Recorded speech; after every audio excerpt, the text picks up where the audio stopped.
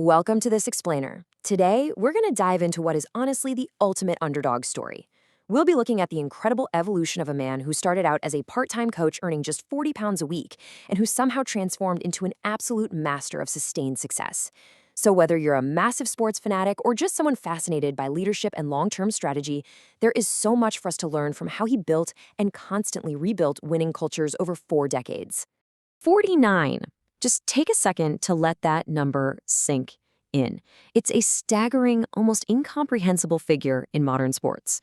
This is the unmatched total of major trophies won by Sir Alex Ferguson, cementing his status as the greatest manager in British football history.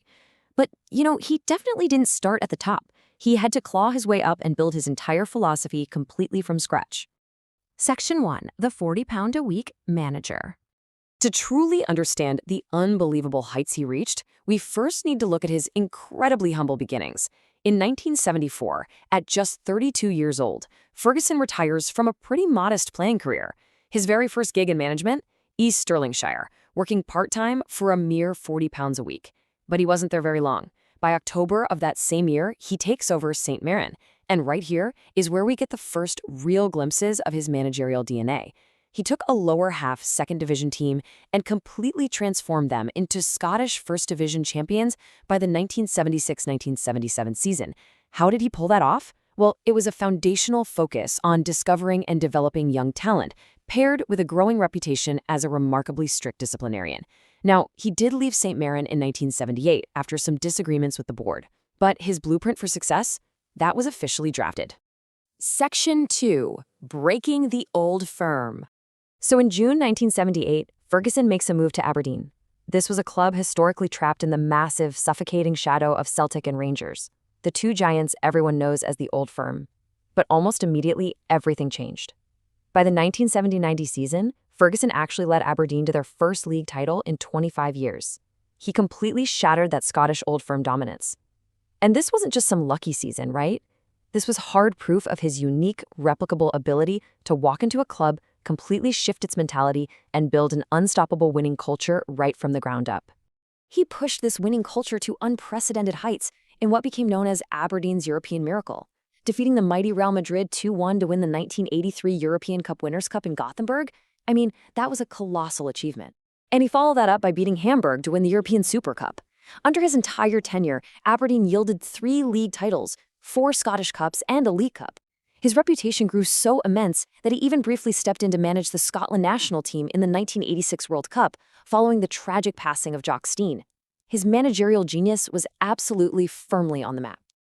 Section 3. Surviving Early United Years. Fast forward to November 6, 1986, Ferguson takes on what would ultimately become his life's defining work, Manchester United. But man, there was a massive clash between expectations and reality here. Manchester United was a club of incredible scale, sure, but they hadn't won a league title since 1967. They were seriously struggling.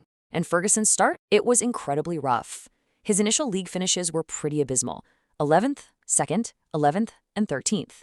Those first 4 seasons were defined by extreme friction. He was desperately trying to overhaul the squad's fitness regime and actively clearing out this toxic drinking culture that had taken root at the club.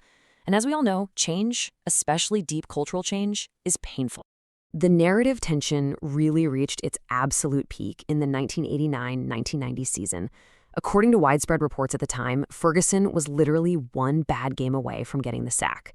But then comes the ultimate pivot point. Salvation arrived in the form of a crucial 1990 FA Cup victory over Crystal Palace in a replay. That single FA Cup win didn't just save his job, it validated his brutal cultural reset and basically unleashed an era of dominance the English game had never even seen before. Once that dam broke, the first wave of dominance just flooded in. In 1991, they grabbed a European Cup Winners' Cup victory over Barcelona. Then, by the 1992-1993 season, which conveniently coincided with the formation of the new Premier League, he led United to their first league title in 26 years. They retained it the very next year to win the double. But honestly, perhaps the most defining moment of his resilience during this wave was the 1995-1996 season. United found themselves a massive 12 points behind Newcastle United at Christmas. Most teams would absolutely fold under that pressure, but Ferguson's United? They recovered, hunted Newcastle down, and won yet another double. Section 4. The Unprecedented 1999 Treble.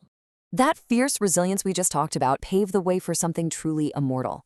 The 1998-1999 season is unequivocally regarded as the greatest single campaign in English football history. Manchester United had already secured the Premier League and the FA Cup. But to achieve the continental treble, they had to win the Champions League final against Bayern Munich over in Barcelona. This sequence of events is just heart-stopping. Step 1. United is trailing 1-0 as the game enters stoppage time. It looks completely over. Step 2. Teddy Sheringham miraculously scores the equalizer in the dying minutes. Step 3. Mere moments later, Ole Gunnar Solskjaer pokes in the dramatic 2-1 winner. Just like that, United becomes the first English club to ever win the treble, and this unbelievable triumph earned the manager a knighthood. Arise, Sir Alex Ferguson. Section 5. Rebuilding for sustained dominance. Now, winning everything is incredibly hard, but staying at the top? That's even harder. Interestingly, Ferguson actually planned to retire at the end of the 2001-2002 season, but after a poor run of form and some serious discussions with his family, he reversed that decision. He realized his work just wasn't done, and he set out to build entirely new championship squads. His ultimate rebuild recipe? Well, he actually called back to that foundational principle from his St. Mirren days: youth. He perfectly bridged generations by blending homegrown talent, the famous Class of '92, featuring Ryan Giggs, Paul Scholes, David Beckham, Gary Neville, and Nicky Butt, with carefully selected world-class superstar signings like Cristiano Ronaldo, Wayne Rooney, and Nemanja Vidic. He was an absolute master at knowing exactly when to let an aging star go and when to inject fresh, hungry talent. And this dynamic rebuild led them right back to incredible heights. In the 2007-2008 season, United won the Premier League again and captured his second Champions League victory, defeating Chelsea on penalties in Moscow. And you gotta notice the poetic timing here. This happened on May 21st, 2008. That is exactly 25 years to the day after his European Cup Winners' Cup triumph with Aberdeen. Talk about full circle. He also added a FIFA Club World Cup and led the team to 3 consecutive Premier League titles during this era.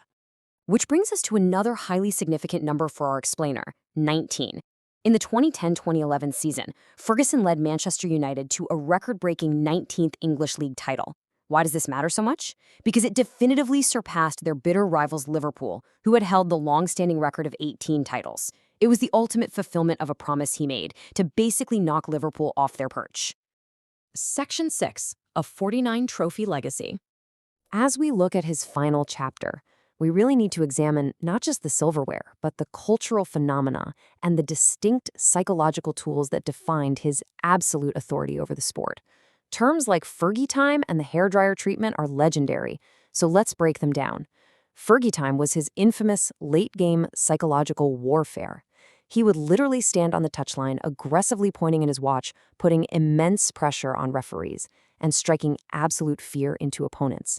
And it worked, leading to countless late game-winning goals. And behind closed doors, the hairdryer treatment. This was fierce, demanding, face-to-face dressing room discipline where he would yell so loudly and so closely at a player, they said it was like having a hairdryer turned on right in their face. These weren't just funny quirks. They were essential, highly calculated tools of leadership and motivation that kept standards razor-sharp across the board. All of this built up to his perfect sign-off. In his 26th and final season at United, 2012-2013, he identified one last missing piece: signing striker Robin van Persie. It was a total masterstroke. United secured the Premier League title with 4 games to spare, which was Ferguson's 13th league title. Finally, on May 8, 2013, he announced his retirement. Following this, he transitioned to a director and ambassador role for the club. He even showed his incredible personal resilience off the pitch by making a remarkable recovery from a brain hemorrhage in 2018, and he remains a deeply respected figure watching from the stands today. So let's take a step back and cleanly break down this monumental career one last time. St. Mirren, 1 trophy. Aberdeen, 10 major trophies, completely disrupting Scottish football in the process. Manchester United, an astonishing 38 major trophies. Put it all together, and we see a grand total of 49 trophies. It is a scale of achievement that remains utterly unparalleled in British football and maybe even world sports. So I want to leave you with this. How can we apply the reinvention and resilience of a 40-pound-a-week manager to achieve sustained success in our own endeavors? Sir Alex Ferguson wasn't just a tactician, he was a master of psychology, a brilliant delegator, and a leader who fundamentally understood that to stay at the very top, you must continuously tear down your own creations and rebuild them for the future.